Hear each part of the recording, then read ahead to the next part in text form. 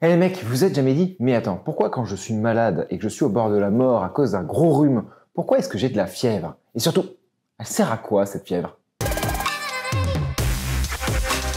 Bien entendu, les filles, vous aussi vous êtes très probablement posé la question, mais lorsque vous étiez vraiment malade, vous. Commençons par le commencement. Lorsque vous êtes malade, c'est à cause de différentes raisons, mais nous on va prendre une seule raison spécifique, ça va être plus simple. Vous pouvez être infecté par des bactéries. Alors, ces attaques sont courantes, voire même très courantes en réalité, puisqu'elles arrivent tous les jours, voire même tout le temps. Vous êtes constamment sous attaque par des bactéries. Et ben, parfois, malheureusement, certaines bactéries sont plus violentes que d'autres et bim, vous tombez malade. Comme vous le savez probablement, il y a différentes réponses à ces attaques. Soit par le système immunitaire qu'on possède, en gros c'est l'armée qu'on possède dans notre corps et qui nous protège constamment. Des barrières physiques, etc. Et l'une des réponses aussi peut être l'augmentation de la température corporelle. En gros, notre corps est aux alentours de 37 degrés et lorsqu'on est malade, il va y avoir une augmentation de cette température, c'est ce qu'on peut appeler le réchauffement climatique humain. Et vous trouvez que 1 ou 2 c'est chiant? Imaginez quand ce sera 5. Blague à part, on peut augmenter notre température jusqu'à 41 degrés. Au-delà, on peut en mourir. Pourquoi? On vous l'expliquera dans un prochain Let's EP. Oh putain, l'excitation est à son comble. Donc votre température augmente. Pourquoi? Lorsqu'une bactérie entre dans votre corps, elle va pas se trouver dans le sang, mais dans un organe.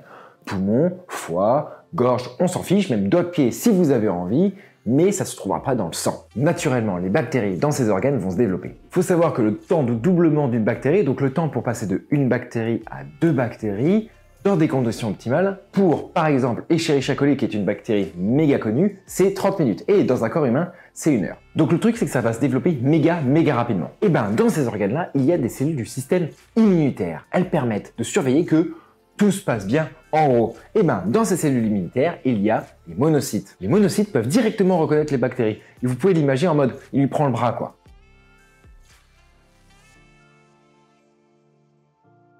T'es qui, toi? Une bactérie? Ok.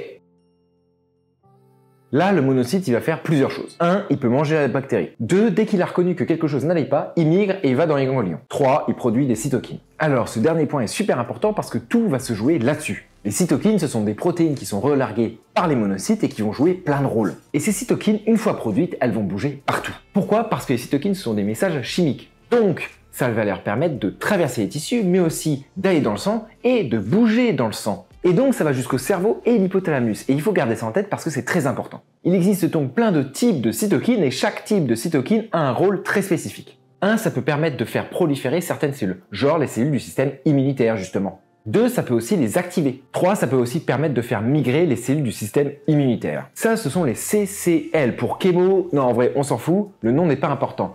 Il faut comprendre que les cellules du système immunitaire vont sentir les cytokines et suivre le chemin. Imaginez Mickey avec l'odeur des gâteaux, quoi. Et là, il va y avoir plein de cellules du système immunitaire qui vont arriver dans l'organe infecté. Vous pouvez imaginer ça un peu comme si vous étiez dans une bagarre de bar et vous appelez vos potes à la rescousse. Alors, il y a encore plein d'autres rôles, mais je vais pas tout dire ici, ça serait beaucoup trop long. Il y a un autre rôle qui est très important pour notre vidéo, ce sont les pyrogènes endogènes. Et là, dans cette catégorie de cytokines, il y en a 3 qui sont très importantes, IL-1, IL-6 et TNF-alpha. Ce sont ces cytokines précisément qui vont tout jouer. Parce que les cellules de l'hypothalamus vont reconnaître ces cytokines. Et une fois qu'elles ont reconnu ces cytokines, elles vont produire de la prostaglandine E2. Et ça va permettre d'augmenter la température. Et bim, vous avez de la fièvre. Cette augmentation de la température va permettre plusieurs choses. Premièrement, tuer des bactéries. Il y a pas mal de bactéries qui meurent à 39 degrés. Deuxièmement, booster les cellules de ton système immunitaire. Il y a certaines cellules, comme les lymphocytes T, qui sont plus actives à une température plus élevée. Donc en vrai, la fièvre c'est plutôt cool et facile et en vrai ça nous aide à rester en bonne santé. J'espère que vous avez apprécié cette vidéo mais aussi que vous avez appris des choses. Des prochaines vidéos arrivent très prochainement et jusque là, prenez soin de vous et écoutez la science. Ciao!